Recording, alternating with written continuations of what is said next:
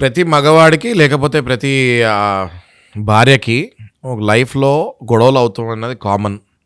గొడవలు అయిన తర్వాత అది విపరీతం అయిపోయిన తర్వాత ఇంకా నా భార్య నా దగ్గరికి తిరిగి రాదేమో అని కొంతమంది, నా భర్త ఇంకా నా దగ్గరికి తిరిగి రాడేమో అని కొంతమంది సూసైడ్ చేసుకుంటాం గానీ, డిప్రెషన్‌లోకి వెళ్తాం గానీ జరుగుతుంది.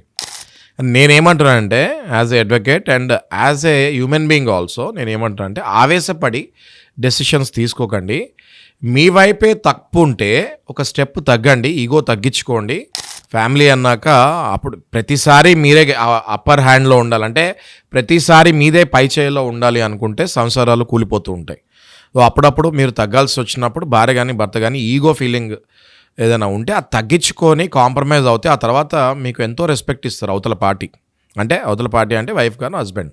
ఎప్పుడైతే ఇప్పుడు మన కేసు వచ్చేసరికి మనం డిస్కస్ చేసుకునే కేసు వచ్చేసరికి ఎప్పుడైతే మెయింటెనెన్స్ హెవీగా ఇష్టం జరుగుతుందో ఖచ్చితంగా ఒక కేసు ఉందండి. ఇటీవల సుప్రీంకోర్టు గైడ్లైన్స్ కూడా ఇష్టం జరిగింది.